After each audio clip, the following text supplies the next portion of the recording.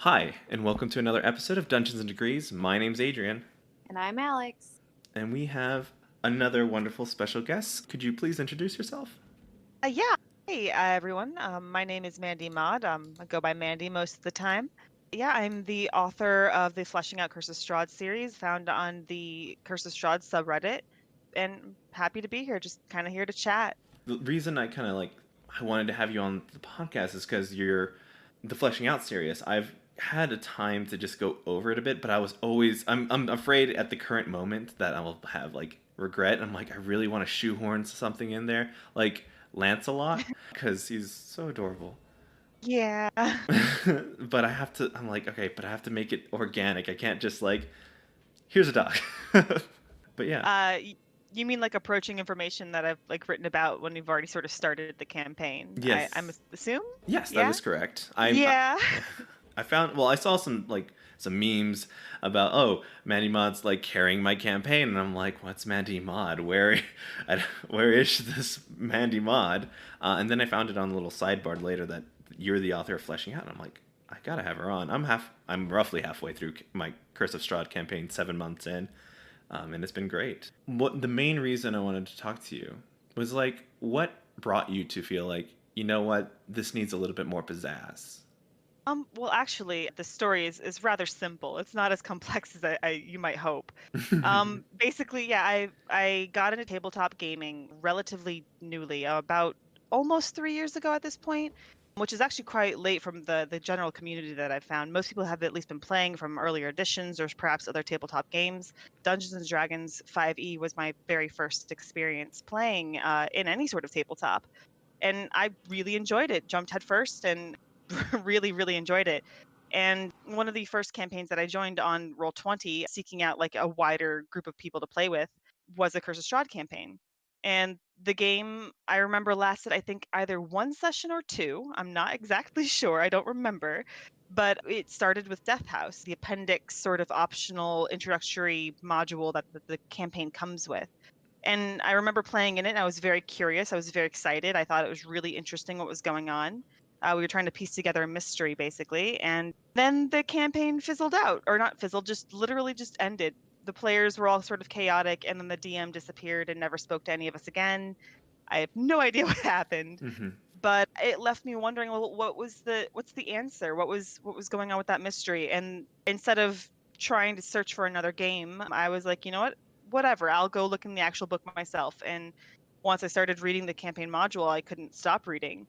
And besides going through the entirety of the module, the Death House itself was really what got me into sort of writing notes or sort of trying to piece things together, because the as written Death House is really just a dungeon march. It's enemies here and there with a few kind of fun little intrigue ridden details, but it doesn't really tie together very well.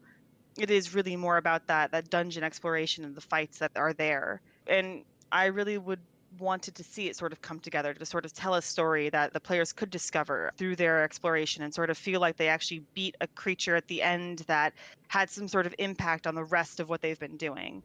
And that sort of little seed of trying to piece one minor module, one minor appendix optional adventure together kind of birthed the entire series.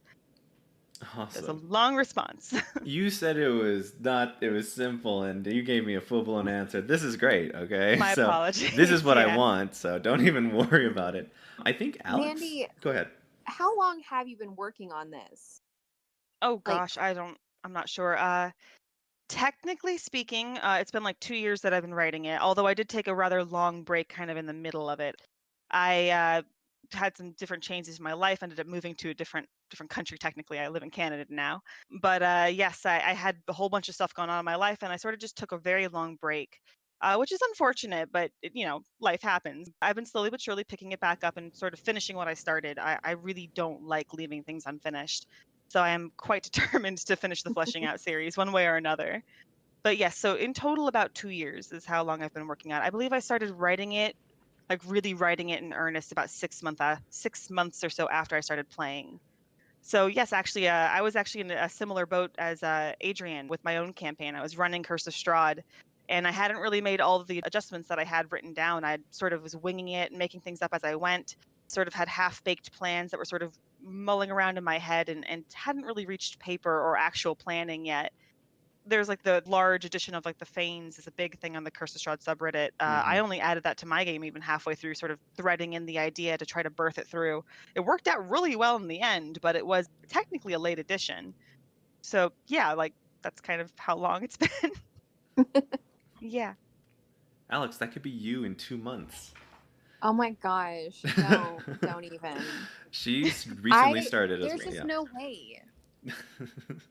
There's Yeah. just no way. I just don't have the like innate storytelling ability to make those connections. I just don't that's a not a skill that I have leveled up at all in any way, shape, or form since like elementary school.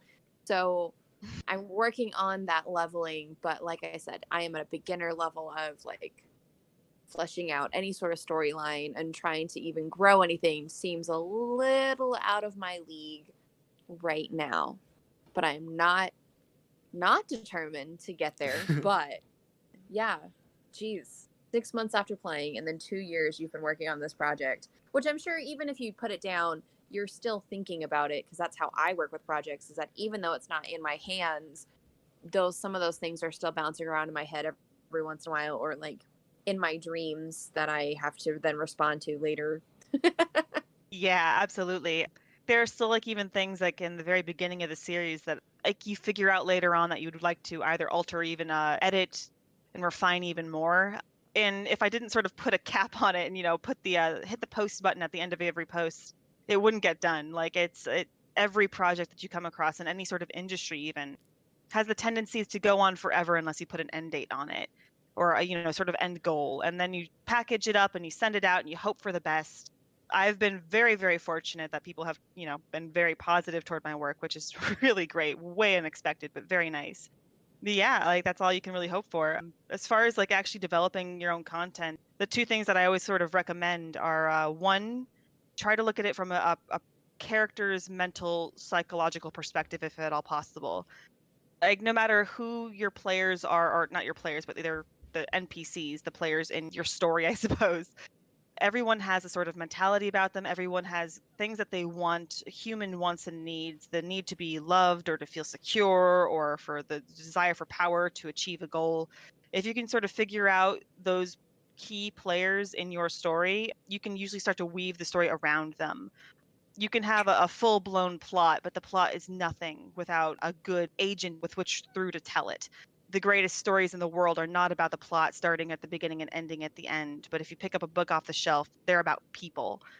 So if you kind of look at characters before story, it can help quite a bit. If you do develop that, the other sort of alternate that I do recommend is look at the macro before looking at the details. Like one of my posts, I forget which one it is, but like has like a full, like I call it like a leveling guide, because everyone in the world was requesting it at the time, with Mhm. basically when to put milestones in the Karis Strahd campaign. But it was more about like, hey, this is the beginning to end plot look. Like you start here and you're going to end here, and these are the two key sort of devices that get you to the end point. Then you start filling in the details in the middle. You add those extra locations that sort of flesh it out. But working from the top down perspective always helps in that case. But those would be the two things I would recommend to anyone trying to start any sort of project. Don't mind the furiously scribbling notes that I am now writing down. She's Yeah, such I a don't good mean to sound student. lecturing. No. Ah, geez. I'm here for the lecture. I'm here for the lecture. Yeah, she's the new to the DM part. I'm the new to the trying to be an adult thing, so she's gonna take all the notes. But yeah, that's beautiful. When I started the campaign and I started like going through, I just felt like this feels a little like the first person that I saw that I wanted to change was Daru, and Yeah. he was just Doru. Oh, like, poor Doru. yeah. He was just like he came back, he's cursed, and your players will either leave him for later or kill him, and I'm just like, well, that's such a sad story. He tried something. Very few of these Barovians have tried to do something, and I'm like, I want to make it more complex. So my characters decide to leave him for later because I put a lot of emphasis that the father still wanted him alive or saved somehow. So like we'll come Hmm. back when we get those spells. But unfortunately, I made it so that the father just decided that like after praying to the Morning Lord for so long that he there needed to be some sort of solution, maybe a great step of faith within the Morning Lord. So he unchained him, just kind of gave him like this fatherly hug, and even though he was full of hunger, he tried, and Daru ate his father, which is kind of starting off this kind of ticking time bomb of killing someone you love is part of the Amber Temple's dark spirit, I think, or shoot, him becoming like full on vampire. Because then he also has to be killed by someone that hates him. So I want Daru to be a player instead of this. All right, you kill him or you don't. That's it. So that's what I've been starting to do right now, and I've been, I added a whole like there was ventures before as well to add some flavor and some depth to, this isn't the first time, but I think that's when I started, and I'm like, oh no, I'm gonna lose track unless I write all this down. So I've been trying my best to make little short stories about the behind the scenes so that I remember, and that maybe at the end of the Strahd campaign, I'll release it to my players and they'll understand what I've been doing. Because it's the people are breathing and living, and every time you leave a place, it doesn't just stand still until you come back. The clock is in motion, and it'll always be in motion. That's what I've been like trying to add to my own game as best as I could. Absolutely. Sounds like a good. Yeah, my own take of Doru and that situation was actually I left that to roles. I set up basically, I made myself a little chart in my journal that was the father will either do this or this, and Doru will react this way or this way, and I just rolled for it. And I think he died in my game. Something horrible happened, and then he never came back, so he must have died. Heard. I'll have to go back and redo that, or like figure that out. But if there ever came a point where there was a character where I really wasn't sure what they would do, I tend to just roll for it behind the scenes, unless there is like a really good modus for that character to come back and sort of influence the campaign and the players. If I think that's interesting enough to have something reoccur or come back, then I will keep it like on purpose. But if I'm just generally not sure, I tend to roll for it. Trust in the dice and see where they may, because sometimes the randomness, it actually adds to the game rather than takes away. Oh yeah, of course. I have many of players who are very undecisive about what their player, like me as the person wants to do this, but the character probably wants to do this, and they're like they just like, all right, I'm just gonna roll for it. So I roll wisdom. I roll whiz saves as like when I am a player. I do that all the time. I barely anyone else does, but I do. Nice. It's like a 50-50 shot. Yeah. Oh, so it's not that I think I've met like 3 or 2 players so far in my time. So I think it's an interesting take, and I'm like, okay, well, do you do what you want to do? What makes you feel better inside your game? I've seen that happen a lot. Like the fight or flight instinct is the most times I've seen them roll for it, because like part of them's like, I love this character, but also they love their party, but like 50%, so let's roll. Yeah. Sometimes I think it's because there's always a certain blend that happens between players and player characters. Like you can't really help but put at least a piece of yourself into every character that you create and sort of act as, especially if you're playing in a long-term game. One shot's fine. It's more like, it's your character in a video game. You run at the thing, you hit the thing, it's fine. But longer term games, you really kind of end up with little pieces of your own personality in there, and you get really attached. So trying to figure out what you would and wouldn't do sometimes just puts you at a stopgap. And I've seen many a times where characters or even my own players, like you get sort of stopped by choice, where you're just so unsure of what to do or what's going to happen that you just can't seem to make a choice. I usually, at least in my own, like if I am a player, end up rolling because I don't like taking that much time to sit there and sort of contemplate on the choice and worry and fret, and the minutes are ticking by and we're all sort of arguing about it. It's an easier way to just sort of push things forward instead of lingering and fretting forever. Bit arbitrary, but it also is quite effective. Oh yeah, of course. And I love what you said. Like you always put a piece of yourself. Like, I mean, you're making a story, and if it doesn't feel, I mean, it feels so much more real when you have that piece in there with them. Like you understand those feelings and motives if you have a part of you in it. Yeah, absolutely. We attract those types of people on the podcast, that every character that you create ends up putting a little bit of your soul in that character, so you can have a little bit, I guess, better of a play experience. Yeah, you want to care about what's in there, you want to care about your players or your player characters. You want to, if you're not invested, then really what's the point? Truly. Yeah, I remember way back when quarantine was first implemented months ago, Discord, every session, there was like 2 or 3 weeks where every session that I had in D&D was awful. Discord just couldn't keep up with the amount of, I think, of people trying to communicate in their newly found downtime. Yeah. Yeah. Have you had that like weird shift where players have to change things up? Because like recently my players have like gone back to work or school starting up. Have you had trouble or have you had to like dismantle games recently? Thankfully, no, actually. Everything's rather been okay. Huh. Yeah, I don't know, like, because I actually don't really play with anyone in real life. For some reason, the friend groups that I have in real life aren't nerds. We all, it is. It's very strange. Like, even growing up, I was always like the quote unquote gamer friend. So I've sort of grown used to finding other gamer friends via online outlets. And the times in which I play are generally times in which people haven't really had issue with. So thankfully, everything's been pretty good. Also, generally the times that I do play are not during work hours, or at least generalized work hours. Let's Yeah. hope where people live and whatever. Yeah, so I mean, so far so good. Fingers crossed it all continues to work out. Oh yeah. No. Yeah.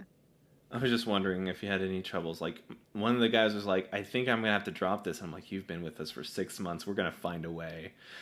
Oh, I know. Actually, there is a worry. One of the players in the campaign in which I am a player, he has a new job in, I think, England, which means that totally different time schedule and uh, everything. So even though the time works for like most Americans, it's like, oof. So if he ends up leaving, we've been playing together for like 8 months. Jeez, okay. miss Well, that boy. He's a good yeah. guy. Alex, I'm glad you're back. Did you have any It's questions? fine. No, I've heard everything perfectly. My mother's townhome does not have, I don't know what it is about my parents and their living spaces, but their internet just does not work. And so we have to hide outside in the car. But it turns out if I close the car door, you can't hear me. But if I open the car door, it's fine. Ah, So Fun. the signal that it's is a fine. string is just getting slammed in the door. Yeah, that's how technology works, right? Apparently so. We don't ask questions. All right, I'm gonna do some like real generic D&D questions. Yeah, shoot. Shoot. Okay, what was your first character? Hmm. Oh God. Well, there was like my first sort of legitimate character that I would say, and then there was the pull it out your butt because it's the first time you're opening the player handbook and look at all the shiny races. Go for I both. think, yeah, I think one of my very first, because this was when I was living in South Florida actually, before moving here. But I got into D&D with a group of friends and a group of locals at the local comic book shop, which sounds even more nerdy. Like, just go ahead and layer it on. We're here for Um, it. yeah, but yeah, really nice group of people. Loved them all. I missed them all. There was a great group down there. Anyway, I had just started getting into the game, looking through the PHB, and then somebody had brought to the table their Xanathar's guide. And I was like, Oof. wow, there's more books, because I had no idea. I was so naive. And I found the Triton race, and I made a Triton lady who like had a spear and was a weird mer warrior person, which is really embarrassing to say, but yes, that was one of the very first. The second was a noblewoman. God, I wish I could remember her name, but I made like a whole backstory about her. But she was like a young minor noble and getting ready for the Tyranny of Dragons campaign, which unfortunately never worked out either. Had a lot of false starts in the very beginning of starting D&D. It's a Um, narrative that it persists through the ages. yeah, unfortunately, where we all sort of have, I feel like we've all joined those campaigns that just fall apart after a session or two or three. Mm-hmm. Yeah, I had several of those right in the beginning before finding the few that really stuck. But yes, I think that one noblewoman was one of my first that actually had a full backstory, and then the Trident lady, Triton? Triton. Ugh, goodness, Yeah. the Triton lady was I think the actual first like character sheet I pulled out. Nice. Yeah, not my best moments, but there you go. I mean, you got into the cool races before I ever did. I think I just stuck with like my first three characters were halflings because I just loved The Hobbit. I don't know. So don't worry about it. It's nothing compared to just my like bleakness of just like why would I be any other race? Yeah. Okay, so you said you like started a bunch of campaigns. Have you been fortunate enough to finish out a whole like campaign where it's like satisfactory or TPK? believe I actually haven't. I didn't even realize that until this moment. um, Oh my goodness. yeah. Well, okay. First of all, I've never actually played in an actual module game that's lasted more than 3 sessions. I tried playing in Tyranny of Dragons like 3 or 4 times, all of which literally like it was a series of short campaign deaths, were just people falling apart, not great DMs or people who weren't ready to be DMs. But yeah, you know the story. We've all heard that story Oh before. yeah. Same thing with the Curse of Strahd group that got me into DMing. But it was actually from one of those fallen apart groups where we had kind of an unfortunate DM, which I won't really go into, but like it was one of the ones that's like, a little bit horror story esque. But the other players were wonderful. And I ended up gathering I think it was 3 other players, and then took them and started DMing Curse of Strahd for them. And that's how I got into the DMing. So I did finish the Curse of Strahd campaign, of course, as a DM, but as a player, I haven't. Otherwise, I've been playing in, I think, 4 total over the course of the last couple of years, long-term homebrew campaigns, which were extraordinarily fun. One ended just because of scheduling after almost a year and a half of playing, and the other one's been going on for like 6 to 8 months now, actually. It's been Nice. good. Yeah, but I've never actually finished a game. I'm very sorry. This podcast is full of realizations. So Yeah, I was like, oh. Yeah, and come to think of it, I don't think I've ever actually played a character that's over level 7. I think the highest I've done is maybe 12, but it was back in college and I barely remember that anymore. There's been What's it like to feel like a god? Who knows? we actually had a guy become a god and he's like, "No, I still want to play this character." And we're like, "Okay, we're going to retcon this. You're not a god anymore." Which is, whatever. Teach their own. I think that it is tough and the group that I had back in college, I've been trying off and on to get back into it, and I've had like 4 or 5 false starts, and it hurt. So I've kind of like stopped beating that horse and just like, all right, I'm gonna find somebody on Roll20, and I've found these people, and I've been with for 8 months, which is my longest game. So fun. Wow, awesome. Yeah, it's really good. It's really lucky when you really get into a game. And it's worth it, I found. Otherwise, I mean, I wouldn't still be playing and writing and doing everything if I really didn't love it. So, Of course. hmm Have you thought of like writing for any other module or doing what you've done for Flesh Out? absolutely. have you Yeah, have you had to absolutely. stop yourself?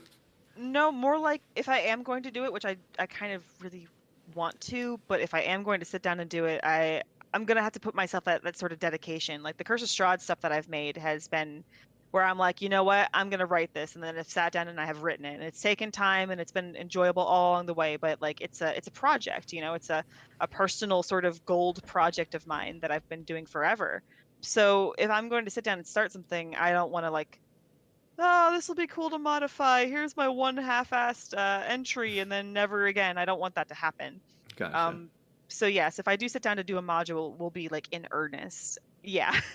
But there are a few that I have definitely looked at. In particular, Out of the Abyss. There was a time when I was considering trying to maybe make Tomb of Annihilation into a more story-oriented module, but I'm not sure if that would be. I'm not sure if that would be actually that welcome. It's meant to be a dungeon crawl where your character dies all the time. So I reorienting it toward an actual story may go over well, may not, but that was something I considered at a certain point. Yeah, those two. I was even kind of looking at the newer Rime of the Frost Maiden very, very briefly. It's been recommended to me, Mm-hmm. but actually, most recently, I ended up getting into a game of it. So I'm not Nice. going to do it so long as I'm playing in it, Yeah. unless it meets another unfortunate end. But I'm really hopeful for this game. Fingers But crossed. yeah. So let's hope that it goes well. But yeah, those are the ones that have sort of stuck out to me. All right. Well, wonderful. Do you have like a background in like writing, or because all this like feeling for story has to come from somewhere? I mean, I just want to know if there is like some sort of like origin or background that made you feel like I have to do this kind of thing. Yes and no, I guess. Technically, I do have like education in writing. I have like a minor in creative writing from college, technically speaking, although I don't really use it for anything professionally. But I've taken writing classes. I've been writing most of my life. I'm not the best writer as far as like grammatically speaking. There are others that are like Dragnacarta, for instance. He's excellent, like just basically forming prose, picking and choosing the words that you need, the vernacular and all that, which I can get to if I really sit down and try, but that becomes more like work for me. Yeah. Yeah, I just sort of like putting words to paper and sort of developing it. But I do sort of have a background, I would say. I don't know if that's the source of it or if it's just an outcome of it somewhere, but it's there. It Yeah. exists. You don't start like your whole degree without having a little bit of feeling towards it. Yeah. Yeah, that's wonderful. If we're gonna break it down into like the real world aspect, like what was your organization process of like getting Curse of Strahd done? Because that's a lot. Like that's a lot of material. There's a lot of different ways you could have gone. So, like, how did you organize it to get it out? Big picture first. What I touched on before, the idea that the goal of the campaign is to defeat Strahd. Well, why do you want to defeat Strahd? Because he's an ass, let's be honest. Or he's supposed to be an ass at least. Yeah. So how can you make him look like, a horrible, horrible person that needs to be defeated? Well, he needs to have these sort of actions in this location, that location. You need to be able to see his influence. You need to have encounters with the party, all the other details and whatever that sort of comes from that. If Strahd's super powerful, why don't the characters just go off and level up and then come back like if it was an experience-based campaign? What would actually drive them toward the exploration to get to the point of defeating Strahd if they already know the end goal? Well, maybe there's some sort of big trump card in the way. And at that point, I sort of contemplated it for a while, and I decided that Strahd himself is actually immortal until certain things are done at like the Emperor Temple, the Fanes kind of interwove all that together, basically trying to get to that end result and trying to remodify and reorient certain aspects of the campaign toward that result so it all feels connected. But it definitely started with an overall outline, the end goal in mind, what were the problems with the end goal, and how to target players toward that. To like put it really bluntly, it's kind of like passive railroading, but you don't make sure it just doesn't feel like railroading at all. Because it never does. The players are always happy with it, as long as you're not literally taking the agency from them. But targeting the campaigns and being like, hey, you got to go do this. They're like, yes, goals. And they go off and do the thing. And all of it eventually leads toward killing the big bad. And that's sort of what I started with. I had a homebrew campaign that I did start myself. It didn't last very long, unfortunately, but it had pretty good promise to it. But it was the same thing. We're starting out with a big end goal, trying to figure out the milestones along the way that would get to that end goal and how it would be accomplished. Yeah, that was a lot. Again, I'm just sort of preaching No, at no, you. no.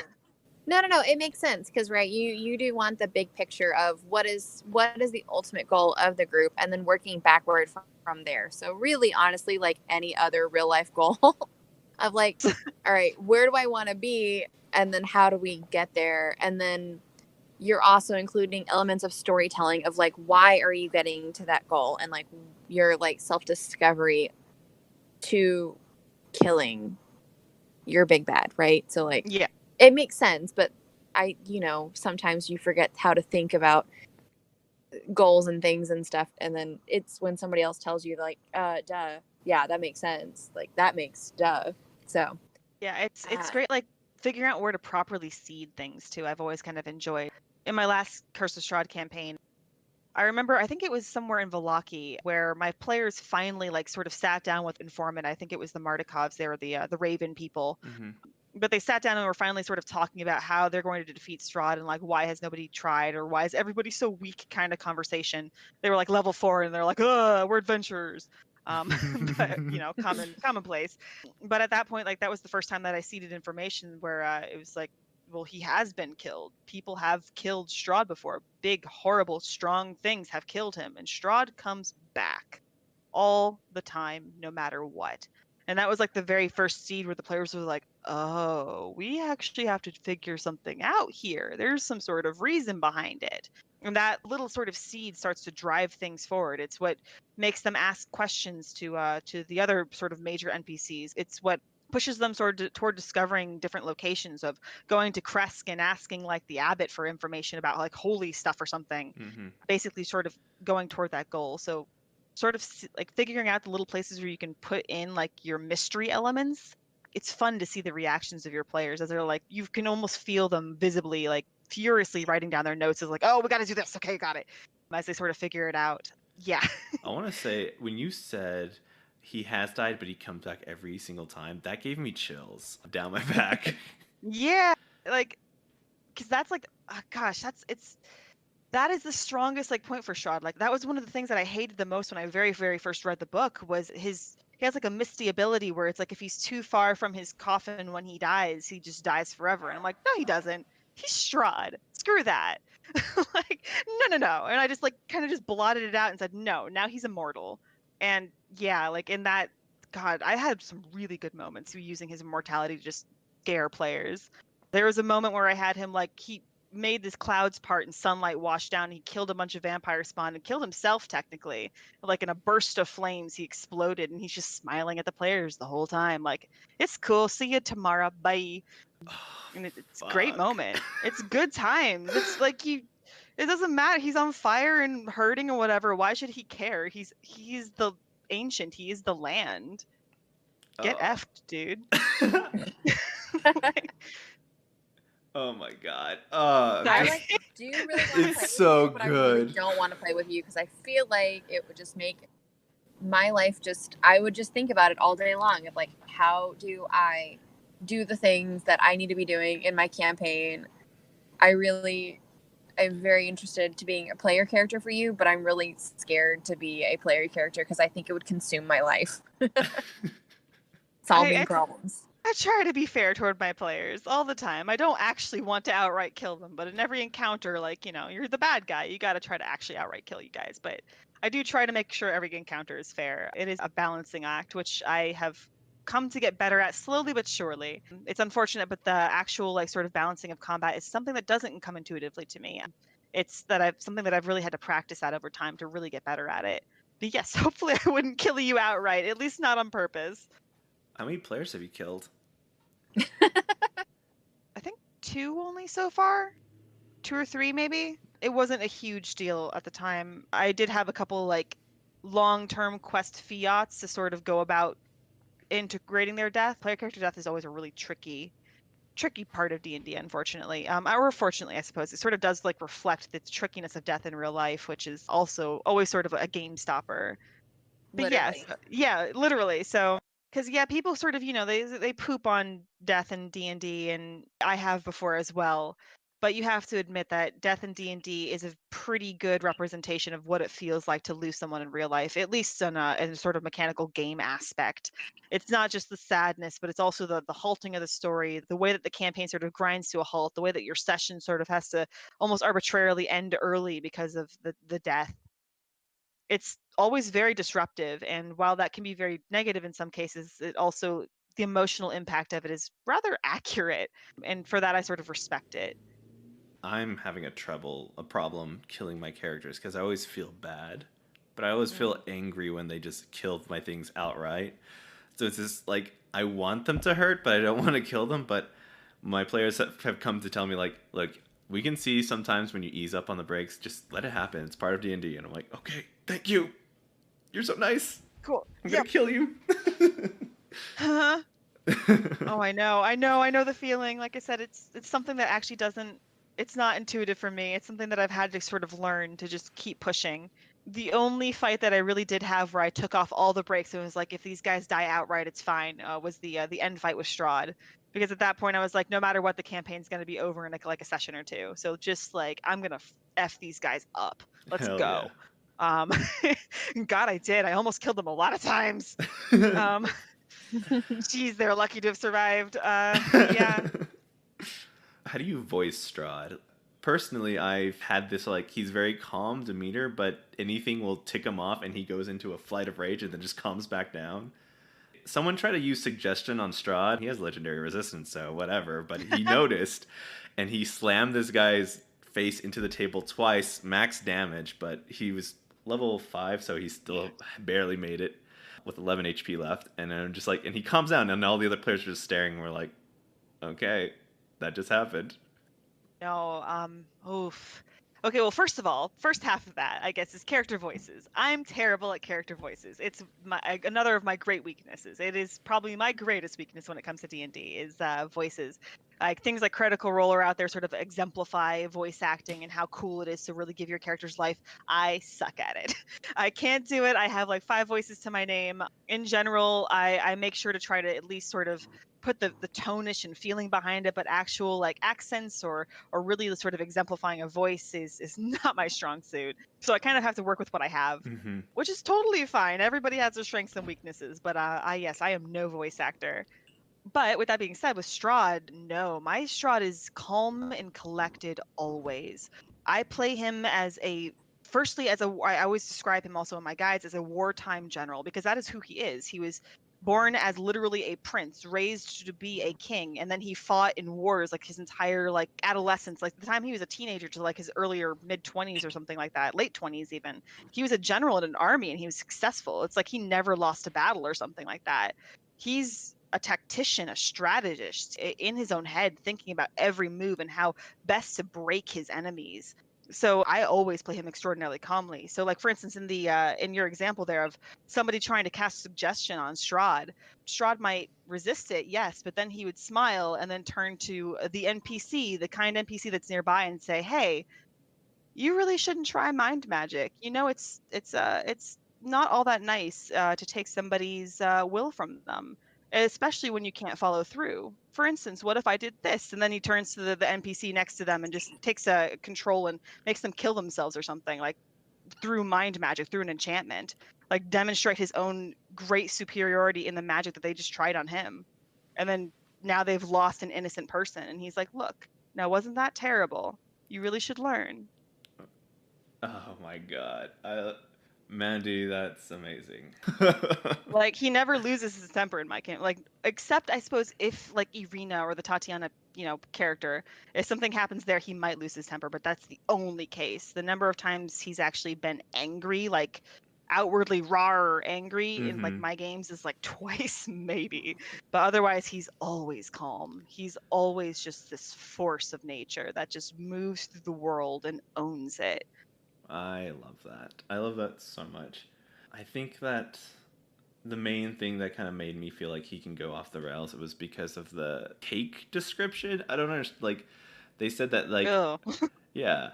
Like, he's like, oh, Yeah. it's there, and then it's just a mess. I'm like, okay, so he can freak the fuck out. Okay. So that's what I kind of took, but I think I've also seen many people do Strahd, and I just wanted to see your take. Yeah, no, there's no wrong. Well, I mean, okay, there might be a couple wrong ways to play Strahd, but absolutely having like a sudden bursts of temper is definitely a way to play him. It's just not the way that I play him, Yeah, of course. personally speaking. But I love your way of playing it. It Thank is you. I like amazing. your way as well. Thank you. Complimenting jackets. I like it. Pop our collars, strut off together. It's great. Exactly. Yeah, Strahd. Yeah, I like playing Strahd as that calm, like there's nothing you can do to frazzle him, and in a way, like his sort of absolute control over the situations. At first, it seems like, oh, this guy's got to stick up his butt, but as time goes on, you just kind of feel the anxiety go on. That even when he should be afraid, he's just not afraid. I think I need to use that, like, being okay with Strahd dying because of his mechanic of being able to come back a little bit more so. Right now, he's in his keep. He's just watching the players like, this is fun. There are a bunch of toys playing with my other toys. I think that jumping in himself and then something happening to him and he'd be like, this is fine. And then going away, I absolutely love that. Oh, don't forget, using random wisdom saves is on your players is great for Strahd. In general, I try to sort of pick like right around like lunch and maybe like around dinner time or something like that. Strahd just says, "Hey, I wonder how the peeps are doing," and he pops a scrying. And then every so often, I have players roll for that if there's no like NPCs nearby. Just, hey, roll wisdom save and see what happens. And then they don't know why and they wait for it, and you're just like, no, it's cool, just go on. But it takes players way longer than it should to realize that somebody's watching them. Fucking amazing. I love it. I have a question from one of my players currently, but he was a farmer, Curse of Strahd DM. Hmm. Would that be okay if I asked you a question from him? Yeah, go for it. All right. This is Dave, by the way, Alex. We had Dave on earlier. Hi, I just Dave. feel like now we're at a different level where we're taking questions from people and giving them to like guests. This is the first official question. I feel like we've just leveled up. Hmm. We're working our way up. Dear Adrian, if you'd like to ask the Fleshing Out Curse of Strahd Reddit guru the following question, that would be all right with me. Argenvustholt. How to handle all the empty rooms, how to roleplay the different personalities of Revenant. In my opinion, Argenvust is one of the more challenging areas to run. No pressure, by the way. That's what he told me. Yeah, absolutely. That is something that I also had trouble with when I first discovered the area, and since have sort of rectified for the most part, simply by playing a lot more in Theater of the Mind over the course of Curse of Strahd, and now I'm actually rerunning it for a new group. But I've almost exclusively stopped just putting down tokens and maps unless it is an actual battle encounter. When players have tokens and they have the maps and the dynamic lighting, it's great. It's really fun to see, and they are obviously having fun. But the amount of time that they do, like open a door and just like, oh, it's just a bedroom, or oh, hey, guess what? You're in another tomb underground somewhere. Death House is a good example of that. It tends to actually take away from it. It stretches out the session, it refocuses things, it gives them like more like sort of OCD about their environment. And what I tend to do is I just put up an image on the screen. Like for instance, again, Death House is like a creepy Victorian concept art manor or something. Or for Argon Vostholt, maybe a ruined castle room from the inside, covered in dust and cobweb. It's just one thing to sort of set the mood, a good background track, and then I sort of summation everything. So like, oh, you guys get to the second floor of whatever, and you see a hallway. Take a moment, open this door and this door and this door, and you find a few different bedrooms, but otherwise nothing of note. You move on. What do you do next? Basically, sort of summarizing everything into a single sentence. It allows for a little bit better control and sort of helps to streamline your game, so they're not searching under every bed and being obsessing about certain facts that really just don't matter. Mm-hmm. Yeah, and it helps streamline them. As far as like role playing revenants and whatnot, I might use it the same way that I roleplay vampire spawn. I've written about it several times in my guides that vampire spawn are technically people. Like they have brains, they're intelligent beings, even though they have a monster stat. They're really no different than like role playing a noble person or a bandit, even. Bandits are all beautiful bandits, but technically they're all people too. Like they technically have wants, dislikes, lives that they've been living. They're people. So are vampire spawn. And so sort of technically are revenants. In general, I try to give like a one sentence summary of who that person is, or I have like a random chart that I've written out. This is person with X name that I have from my random name generator. And they grew up in a small town, but really liked the knighthood because the guy spared his life or something. And now he's loyal to a fault. Mm-hmm. Something super simple that kind of gives me a base. They're still going to attack, they're still going to act like monsters. But if there is a moment where the players take a step back and say, hey, let's talk for a minute, at least I have something prepared to speak through, like a mouthpiece that I can just draw out from my book and keep playing through. Adding humanity to a creature always gives my players pause, or they want to adopt them. One of the two, depending on what kind of monster it is.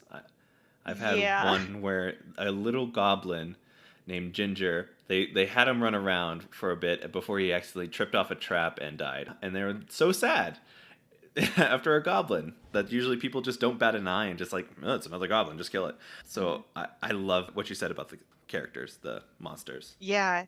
Oh, the first time that happened in my campaign, my first campaign was in Vallaki. Yet again, there was some turmoil as Vallaki is a very tumultuous location. But something happened or another, and they got into trouble with the law, and a couple of guards were closing in, and the one, I think the rogue came up behind the guard and just like shanked him, like, and he rolled like max damage, like super duper high. It was like obscene, and it easily just outright killed the guard, like he was just gone.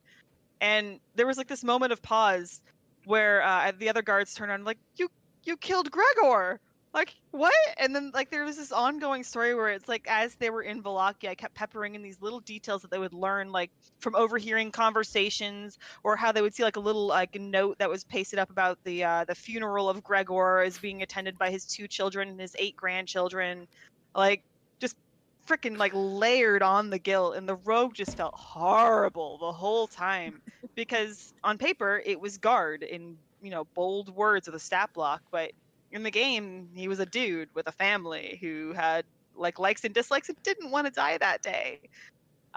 But he got murdered. Oh my gosh. If you ever have a spot open, Mandy, oh my god, I would love to play with you. This is amazing. I love all of this. Well, I'm glad to share my insights or hopefully my little stories. This is what this podcast is about. Just sharing stories and having a good time. Nothing too serious. I love it all. Yeah. Do you have Alex? We're about to hit that hour mark, and I know that Mandy's got a game today. So does it? Do you? Problem. Do you have any questions? I am so excited that we get to hear from you. I absolutely have once again taken furious notes of things that I can now go home and do for my campaigns and things to think about. I like just making character NPCs like real people, I think is a big thing that I felt like I've been struggling with, especially just as a new DM of like, okay, cool. Well, now it just feels like they're dungeon crawling, and I think my players want to actually explore this environment. So how do I get them to start to interact? But I think just coming up with generic things of just putting it to the side and saying, okay, cool. If my players do interact, then I do have sort of this fallback to pull from. Alleviates a lot of stress that I have internally about making sure it's a good story as well. Because, like I said, I don't feel like I'm a good storyteller. That is not my strength. That is not anything I ever wanted to do in my life. And here we are trying to do it. Hmm. Yeah, I have like a list of literally just like I said for the vampire spawn, I literally have a list of just generic stories that are literally one or two sentences that I made up that if I really needed to, I could draw from the heat of a session. If you do that for just like a variety of guards or random shopkeeps and how they're going to react. I know there are also like there's a whole bunch of different like NPC generators just online that are not necessarily even tailored for D&D that are just for help developing characters for even like writers and stuff. You don't have to make the most interesting NPCs in the world. They just have to feel like they're living and breathing. So having that sort of list of things to pull from so you sort of know which way to go. I've heard also, I don't technically do it all the time, but it has helped, and I know a couple other people that do it as well, where they choose like random side characters from films or shows that they really like. And it's like, that's the character I'm playing now, except in this context. And then they draw from that. They become the weird love interest from that off romance that nobody else has seen but them. And that's the character that they're now playing. And no one will ever know it because it has a different name and a different occupation, but it's that character. And that can just sort of help make those NPCs feel more real. All right. Anything else? I- That's all I've got. I've answered questions. I hope I haven't talked your ear off too much. No, no, no, No, it no. was perfect. You were absolutely the best. Exactly. All right. Before we wrap this up, do you have anything you want to plug, Mandy? I. Not much, unfortunately. Yeah, I'm just finishing up Curse of Strahd. I have a couple more posts that I are fleshing out Curse of Strahd. I have a couple more posts that I'm doing. One will involve the actual ending of the campaign, including the fight with Vampire. Another, either one or two at this point, are going to be covering some of the frequently asked questions that I've received or parts of the game that I have skipped over. For instance, like Vasily, I have a little post coming up on him to cover Vasily von whatever his name is, von Mm-hmm. Holtz. But yeah, so those are the couple of the things that I'm going to finish up for fleshing out. That's all I've got though to plug. That's me. I started writing a a blog series on Reddit, and it really got traction, and I'm very, very happy with how much people have enjoyed it and how much people have gotten from it. But that's all I've got to say. Yeah, you are absolutely doing the Lord's work. Also, if you have other questions, Mandy did an AMA on the Reddit, so I'm sure there are lots of questions that she's already answered that you can go sift through yourself. Yeah, that's true. I did. I answered a lot of questions. That was a long day, a lot of taping. I believe it. I can't even imagine. And I'm sure the same question feels the same over and over and over again. But you know, that's what happens. Yeah. Hey, I think somebody at one point told me that I've like written like 300 or 400 pages of content. Like, if you haven't read it all, I understand. I'm not gonna hold that against you. Don't worry. Yeah, and Dragon has written like more. He's written like 600 pages or something. Like, good lord. Uh, yeah, so I don't expect anyone to memorize or have everything like done. Like, that's never holding offense ever. Yeah, No, go you're check fine. her out on the R Curse of Strahd Reddit. She's MandyMod. I think that's the username. I'm very new to Reddit. Yes, you/MandyMod. I go by MandyMod on pretty much every platform that like that's important, I suppose. But yeah, that's me. You'll find me with my little green icon usually. So hi. Awesome. Well, thank you, Mandy. And thank you all for listening. Follow us on Twitter and Instagram at dandegreespod. You can find us on the internet at dandegreespod.com. Have a question, send us an email. Follow us and send us to a friend of yours. Help us grow our listenership. Rate us 5 stars wherever you can rate podcasts. Don't rate us less because that's a dick move. Please don't do that. And then we can actually continue growing and having more great conversations. Yes, it'll be so good. Thank you so much. My name's Adrian. And I'm Alex. Go have some fun. And that's Mandy. Sorry. Yeah, and I'm Mandy. Hi. No, I'm sorry, I didn't mean to. No, Yeah, you're good. nice talking to you guys. Wonderful. No, that's cute. I think that'd be fun. I like that.